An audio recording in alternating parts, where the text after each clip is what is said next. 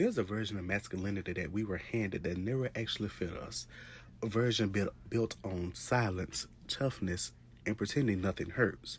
A version that taught boys to survive, not to feel, and taught men to perform, not heal. Today, I want to talk about the cracks in that version, the fractures we inherited, the ones we created, and the ones we're finally ready to confront. From a young age, black boys are taught to put on a mask, not a literal one, okay, but an emotional one. Don't cry, don't complain, don't show fear, don't look weak, don't need anybody. And the wild part is, nobody ever asks if you're okay wearing that mask. They just expect you to keep it on.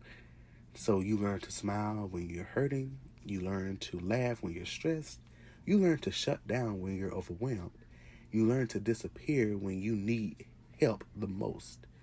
That mask becomes your personality, your identity, your survival strategy. I believe I mentioned this last episode that a lot of black fathers, they taught their black boys, you're supposed to be strong. You're a man. You don't cry. We're supposed to be men. We don't cry. We don't do this. We don't do that. And it's like, what's the point of any of that? You're telling your child that they can't cry, they can't do this, they can't do that. And it's like, why? Why are you trying to tell your child that? Why are you telling your child that they can't do this? Because it's not masculine? What, it's gonna make them feminine? It's gonna turn them gay, like some fathers think, which is very idiotic thinking. And it's like, what's the point of telling your child that they can't cry or do anything? Why is it because it doesn't fit your image of what a black man is supposed to be? Many people actually look to men to show at least some vulnerability. They do. When these people get into these relationships, these black men, these black boys, all these people get into these relationships, they look to their partner to be emotional, be vulnerable. Even when, just say they're getting married, you're gonna sit there and reprimand them at their wedding because they're crying because they see their significant other walking down the aisle. So they can't cry because they see their significant other, the love of their life, walking down the aisle. Or they can't cry seeing their baby being born because it does not fit your persona of masculinity. I remember when the Barbie movie was out and Oppenheimer was out. Every so-called man there were saying, oh, if you go see the Barbie movie, don't call yourself an alpha male. Nobody wants to be an alpha male these days. If you do, that's you. You'll die alone. Yeah, I said it. And it's like, y'all want a woman, y'all basically want a mother. And y'all could be like, oh my God, we don't want that. We want a wife. We want a wife to do what we say. We want a wife to do the cooking, the cleaning. We want her to take care of us. That's a mother.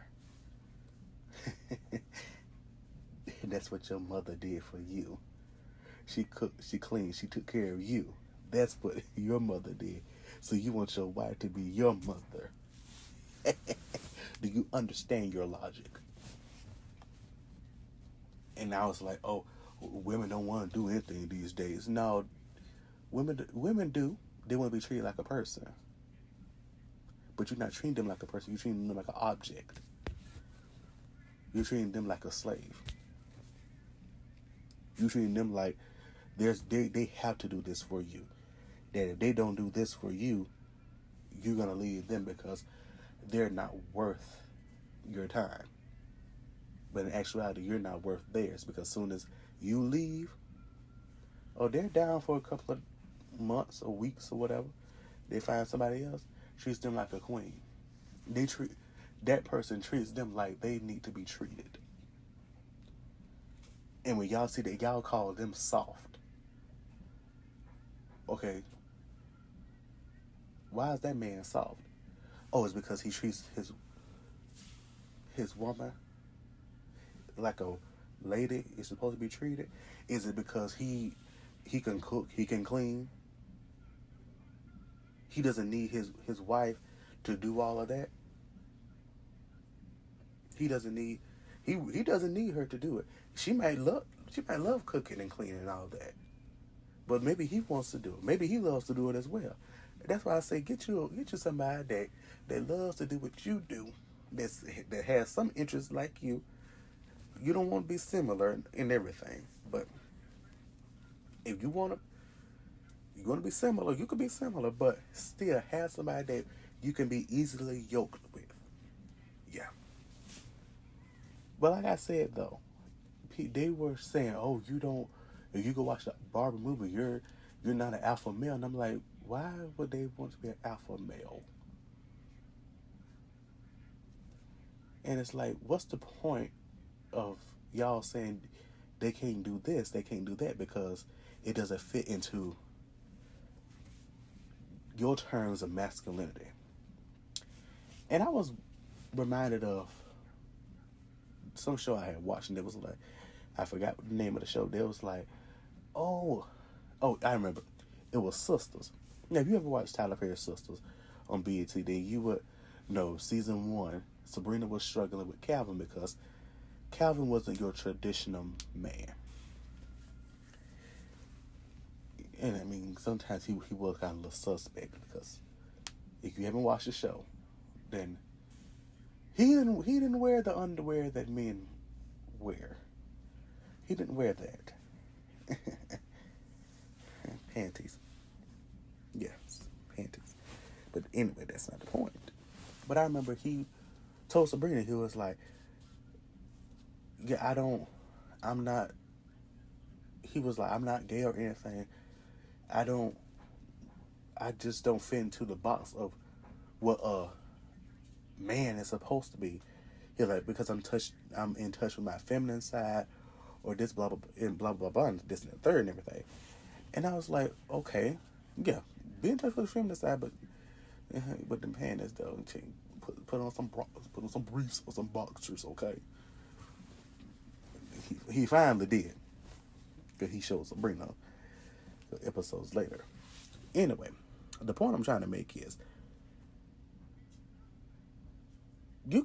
a man could be in touch with his feminine side, like showing emotion and everything, because that's what they call feminine, showing emotions and all that.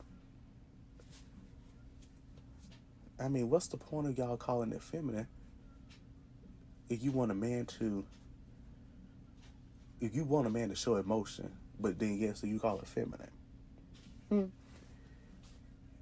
And that's like when I see on TikTok people say, "Oh, this is what I hate when a man what I hate that dog what it was what I said. It was, I hate when a man does these things that I consider girly." There was like using EOS lotion and unblocking and blocking and unfollowing. And I remember some people in the comments like, y'all want us to y'all want us to block our exes, unfollow our exes, but then you call that girl. And then somebody was like, well, God forbid I want to use EOS lotion and smell like vanilla cashmere. And it was like, okay, yeah, you do what you want at this point. Because at this point, who cares what you do? Like, what's the point of y'all being upset with what a man does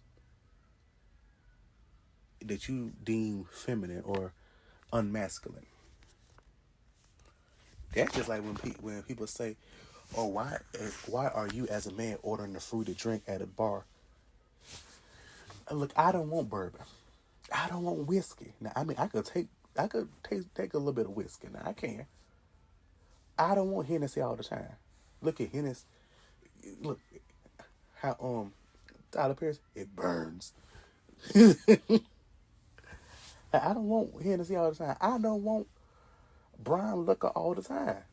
I don't want white liquor all the time. Look at I am not no hard drinker. Look, pass me a lemon drop in a minute. Baby, get a blue raspberry lemon drop. Okay? But I can understand y'all be like, I mean, why are you getting this? Why are you getting that? But damn it, if I want a fruit drink, I will get a fruit drink. If my drink will have an orange slice on the side, give it to me, because I want that drink. Now, yeah, it might have Hennessy, it might have vodka, it might have tequila, it might have all of that in there, or it might have some of that in there. But the thing is, I just won't be tasting that by itself. I won't. I won't be tasting that by itself. Now, if I have to drink tequila by itself, baby, give me some salt. Give me a lime and some salt. I'll take it there. Now, if I do tequila shots, it's just... Man, I know I took some tequila shots last year. Man, I was tossing the things back like ain't no weather. Like I was tossing them shots back. But please drink responsibly. If you're under the age of 21, please do not drink. Okay? But if you're over the age of 21, do what you must. But now, if you are in recovery, don't do it. If you are sober, do not do it. If you don't drink, that's fine. That's fine. Ain't nobody saying you got to, because there are plenty mocktail versions of a cocktail, and the mocktail is just as good as the cocktail. I don't care what people say. But anyway, that's not the point of the story. That's not the point of the episode. But it kind of is, though. Because it's like, why are you getting mad at another man for ordering a fruity drink? As you call it. Just say it's a drink. Nobody has to drink brown liquor all day long. We don't.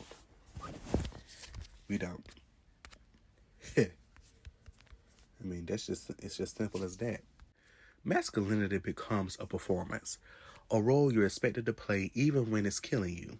Be strong, be unshakable, be the provider, be the protector, be the one who never breaks. But here's the truth. You can't protect anybody when you're emotionally unavailable. You can't lead anybody when you're disconnected from yourself. You can't love anybody when you're numb. The performance looks good on the outside, but on the inside, it's exhausting. Fractured masculinity comes from unspoken wounds. The father who was never there. Excuse me. The father who was there but emotionally distant. The mother who needed you to be the man of the house. The world that treated you like a threat before you were even grown. The relationships where you didn't know how to communicate. The friendships where vulnerability wasn't allowed. These wounds don't disappear. They show up in anger, in your silence, in your relationships, in your self-worth. And the hardest part is, most men don't even realize they're wounded. They just think they're broken. Unhealed masculinity has a cost. It costs you everything. It costs you your intimacy, your connection, your friendships, your peace, your ability to be fully human. You start believing emotions are dangerous. You start believing vulnerability is weakness. You start believing love is a risk you can't afford.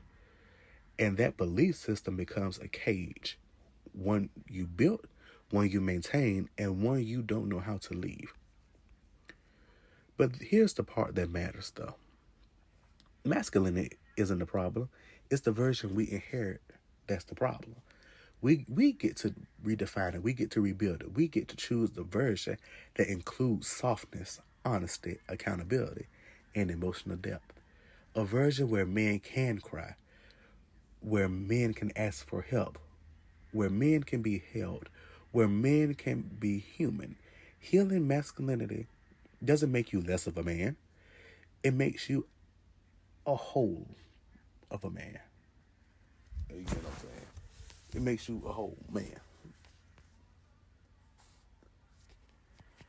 And I think that's when people, when I say all of that, and when men say that they're going to therapy, they look at them crazy. They look at men crazy when men say that they're going to therapy. It's like, why are you as a man going to therapy? God forbid a man wants to get some help. God forbid a man wants to do, he wants to heal from childhood trauma. God forbid a man wants to better himself. God forbid a man wants to do anything that helps him. Like God forbid that happens, okay? And I'm not saying it's everybody, but it's most people though. It's most people who have a problem with a man showing emotion, showing vulnerability, being comfortable in his own skin. That's the people who have the problem. Not the man who is showing emotion and being himself, but he doesn't have the problem. Y'all have the problem. Fractured masculinity isn't a failure. It's a starting point. It's the moment you realize the old version of manhood doesn't serve you anymore. It's the moment you stop performing and start becoming. It's the moment you choose truth over toughness. So if you ever hear anybody say, "Oh, why are you as a man?" Forget what they say. Be who you are. Be your authentic self. Don't worry about what everybody else is doing because you're not trying to please them. And if you are in a relationship and people are talking to your wife or saying to your girlfriend or whoever, "Oh, I wouldn't have my man doing all of that," or "My man shouldn't be doing that," just remind them that the last relationship they had, tell your wife, your girlfriend, whoever, tell their little friend, the last relationship they had, it crashed and burned after a week while y'all still going for 2 years. Yeah. And my thing is, when it comes to people in relationships, if the person in the relationship is happy with their man, why are you unhappy with their man? Huh? Because it's really giving jealousy. It's really giving you want their man.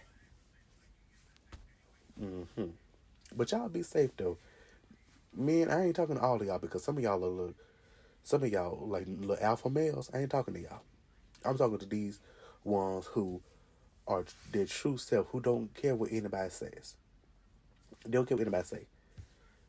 You want to go to a bar, order a drink, child. Get you one of them drinks. Look here, you don't have to get no Hennessy, no bourbon, no whiskey, all that. You have to get all that all the time. If you want to get you one of them little drinks with orange slice on the side, get that. If you want to use EOS lotion, get that. If you want to cook, you want to clean, you want to do all that, get that. And do that. If your hobby is cooking, cook on. Bake. Do whatever. Because one thing about y'all, and one thing about us who do all that, we're going to win in the long haul. That's what Blackish, I remember that episode. Diane was supposed to be doing something, and Jack was supposed to be doing something, and Girl Scout up boy. Either way, and Diane didn't want to do the cooking because she didn't want to cook, but Jack loved to cook, and Jack was doing something. He was cooking and baking and all that. And I remember Dre's mama, she like, "Oh, Black Jesus. No, Black Jesus. No. the boy shouldn't cook. The boy." I'm like, really? What's the problem with a boy cooking? Hell, y'all want a man to cook. Damn it. Let the boy learn how to cook. Let him learn how to cook. Because one thing about it, you get him cooking, he will have to worry about a woman cooking all of his meals. He won't. Because he could cook for him and his woman. He could cook for him and his wife. He could cook for him and his husband. If you want to put it, he could do that. Why? Is it a problem when a boy is cooking or when a boy is baking? But that's deemed feminine. Well, I be cooking and baking. I be cooking, baking, cleaning, doing all of that. I just baked the cake the other day. I just cooked the whole meal the other day. So, what's the point? Look, I go out to the bar. Well, I don't go to the bar, but I do go to a restaurant. They have drinks. I don't get no. Oh, give me some Hennessy, please. No. Whatever drink they got that looks good and tastes good, I'm getting that. If I want a mimosa, I'm gonna get it. All right. Okay. Y'all be blessed.